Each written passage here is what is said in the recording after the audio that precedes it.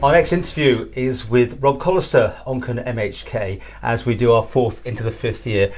First part, just looking back, I was going through a bit of your manifesto, but this is a time to really start to look at it, isn't it, and just decide, how did I do? How did you do? I think if you're asking me over the last 6 months, it's been incredibly difficult for this island, having to come to grips with COVID-19. I think the next 6 to 12 months are going to be incredibly difficult as we try to recover, try to rebuild the economy, trying, from my own personal point of view, trying to rebuild our tourist sector, which is absolutely flatlined. We've got to start again. We don't have to look too far in the past to realise that we were getting in 308,000 visitors in 2018.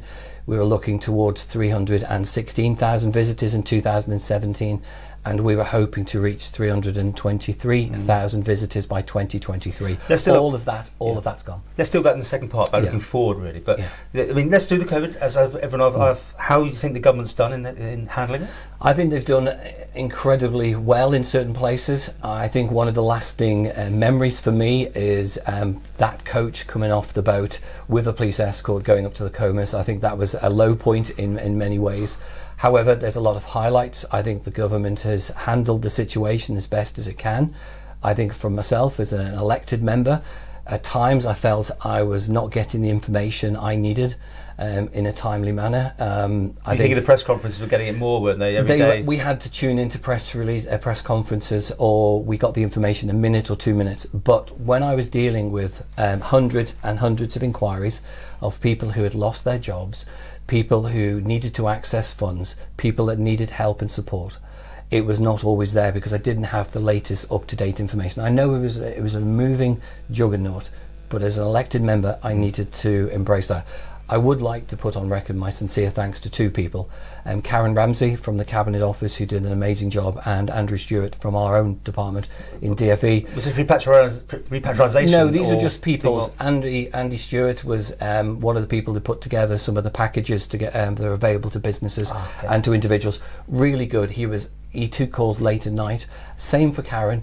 If I had any inquiries coming through from constituents, from businesses, which I had hundreds, they were always on hand. Made no difference what time it is. And that's just an example of how hard government worked to try to get hold of this moving a juggernaut. And it's the only way I can describe it. It was a very difficult period. Pretty well everyone, I think, said the government's done a good job on that. So that's I think they have, but I think if it ever happens again, government needs to remember there are 24 elected members for the House of Keys. They are public-facing people.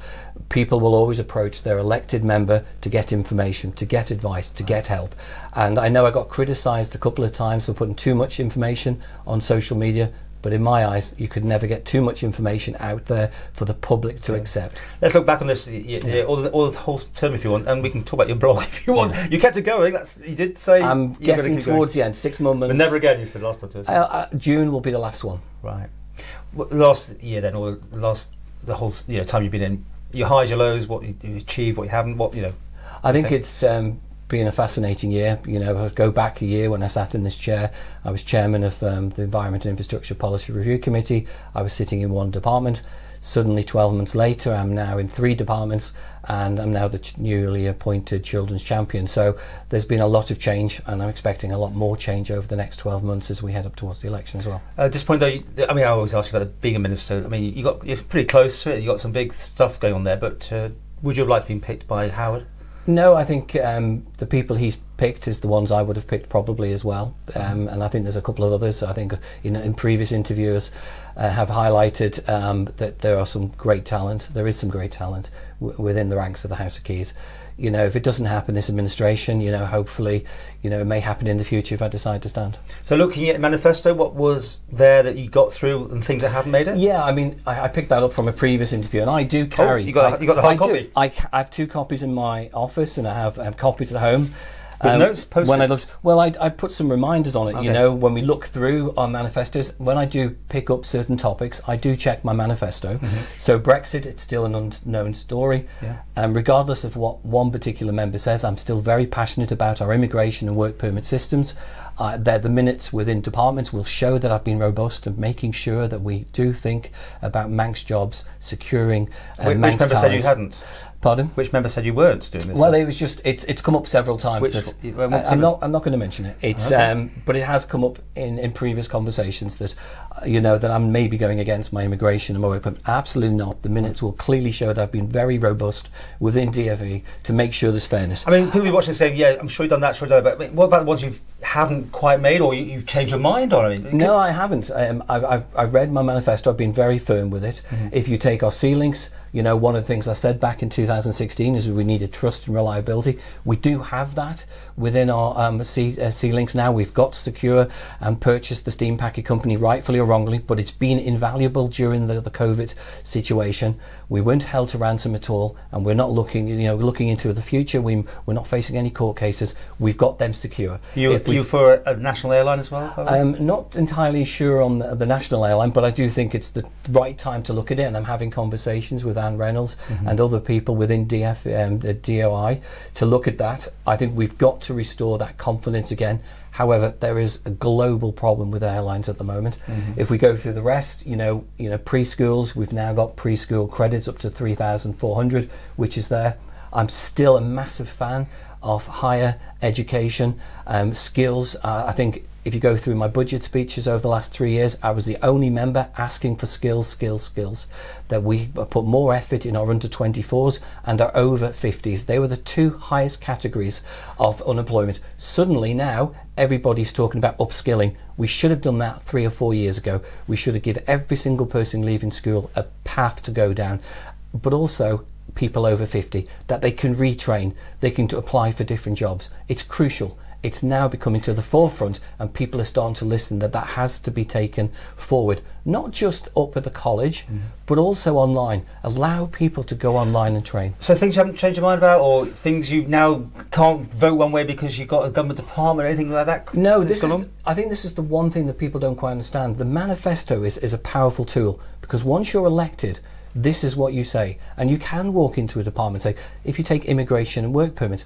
since day one in 2016, I went into DfE and said, this is my stance on immigration, this is my policy on work permits.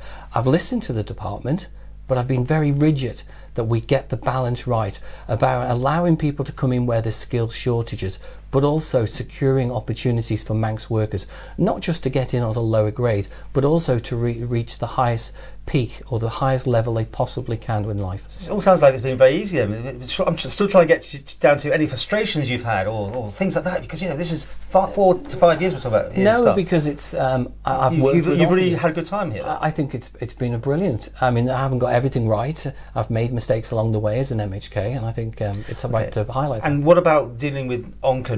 You've got 2 MHKs, and I always bring this up, and I'm sorry I have to do it again, but you don't get on too well, do you? The two of you, we get on fine. Well, we work together. I don't know, but recently you had a little ding dong over an interview we did, I think, wasn't it? It was a spat. Will you accept that? Then I just think that sometimes there's some of the clarity. I'm a very open, transparent, a very approachable person. We're just different people, and there's nothing we can do about that. It's different styles of politics. Has that damaged, though, working for Onchan when you we've come together on various projects. If you take safety in around the Onchan village, we worked on that together.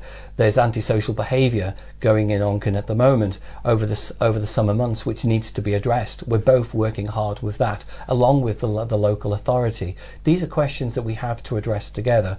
I just think when it comes to some national politics, and housing was always one of those little pinch points that me and Julie disagreed on housing, how the rent setting should be applied, how we should apply means testing, fairness. These are all things that were under her political responsibility. Now that they're not under her political responsibility, the relationship might improve a little. Because you went in and she came out of the department and all that sort of thing. Well, again, I had no control over that, and as you say, I wouldn't have done it the way the minister did it. I think I've been on the record saying that. But I went into DOI because nobody else was stepping forward at the time, and I felt that I could contribute, and I feel even in the short time I've been in there, I've been able to influence some of the decisions. Broadway being one, making that difficult decision of leaving Broadway closed, But on the reverse of that, getting Summer Hill opened, getting the reversing of the St Ninians bus lane, getting the setup at the sort of governor's dip taken out and redone. These are all things that you can influence within a department. And when the department asked us to make a decision about A or B, I went for one particular decision, and you can see the results from that.